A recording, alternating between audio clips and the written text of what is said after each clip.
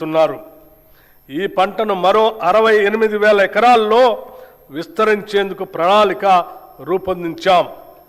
Micro irrigation పద్ధతులను 2,34,000 ఎకరాల్లో అమలు చేయాలని నిర్ణయించాం. ఈ బడ్జెట్లో వ్యవసాయం రైతు సంక్షేమానికి 23,179 కోట్ల రూపాయలు ప్రతిపాదిస్తున్నాం. రాష్ట్రంలోని 3,38,00,000 లబ్ధిదారులకి పబ్లిక్ డిస్ట్రిబ్యూషన్ సిస్టమ్ కింద అన్ని రేషన్ షాపుల ద్వారా 6 కిలోల సన్నబియ్యం అందించబడుతుంది. దీని ద్వారా ఆహార భద్రత కల్పించడంతో పాటు ప్రజలకు నాణ్యమైన పౌష్టికాహారాన్ని ప్రభుత్వం అందించగలుగుతుంది. గత ప్రభుత్వం 10 ఏళ్లు రేషన్ కార్డులు ఇవ్వకపోవడంతో ఎందరో పేద ప్రజలు సంక్షేమ కార్యక్రమాలకి దూరమయ్యారు. ప్రజాప్రభుత్వం ఏర్పడిన తర్వాత అర్హులైన పేద కుటుంబాలకి 15,12,000 కొత్త రేషన్ కార్డుల్ని జారీ చేశాం. పాత కార్డులో మరో 19,44,000 మంది కొత్త సభ్యుల్ని చేర్చాం. రాష్ట్రంలో ప్రస్తుతం 1,05,07,879 రేషన్ కార్డులు ఉన్నాయి.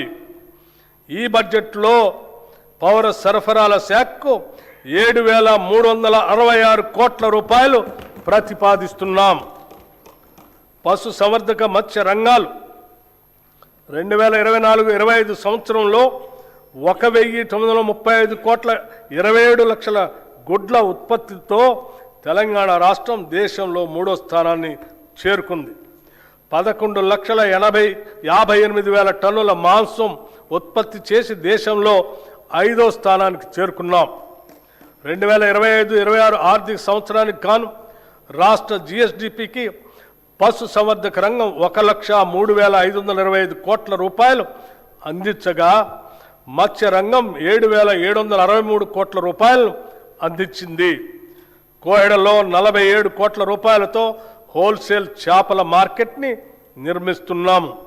ఈ బడ్జెట్లో పశు సంవర్ధక మత్స్య శాఖకు 1,529 కోట్ల రూపాయలని ప్రతిపాదిస్తున్నాము.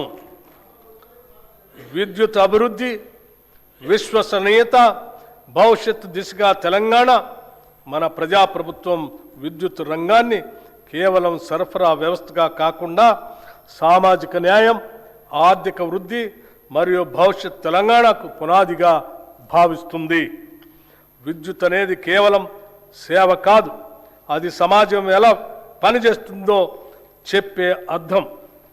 ఈరోజు తెలంగాణలో విద్యుత్ రంగం దేశంలోనే అత్యుత్తమంగా నిలవటానికి కారణం నిరంతర సరఫరా మాత్రమే కాదు, నాణ్యత, విశ్వసనీయత మరియు ప్రజా కేంద్రిత పాలన. ప్రస్తుతం మన రాష్ట్రంలో 23,187 మెగావాట్ల స్థాపిత సామర్థ్యం ఉంది. అందులో గణనీయమైన భాగం పునరుత్పాదక శక్తి వనరుల నుంచే వస్తుంది.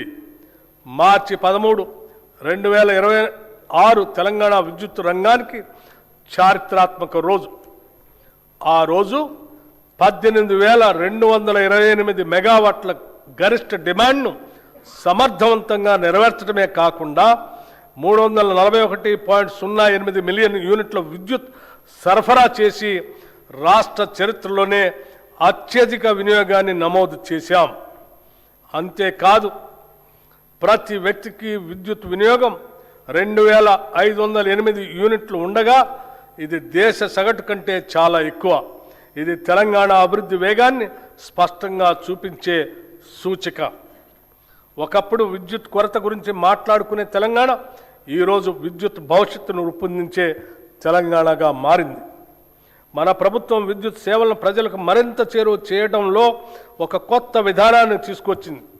అధికారులు కార్యాలయాల్లో కాకుండా ప్రజల మధ్యకు వెళ్లే విధంగా ప్రజాబాట, పొలం బాట అనే కార్యక్రమాన్ని అమలు చేస్తున్నాం. సమస్యలు ఫైళ్లలో కాదు, ప్రజల దగ్గరే పరిష్కారం అవుతున్నాయి. 214 ఎలక్ట్రిక్ అంబులెన్సులు మరియు 24 గంటల 1912 కాల్ సెంటర్ ద్వారా తక్షణ స్పందన అందిస్తున్నాం. పాలనాపరంగా ఉండే వ్యవస్థ కాదు, సమస్య దగ్గరకు వెళ్ళే వ్యవస్థ ఇది. సాంకేతిక రంగంలో కూడా కీలక మార్పులు తీసుకువస్తున్నాం. Real time feeder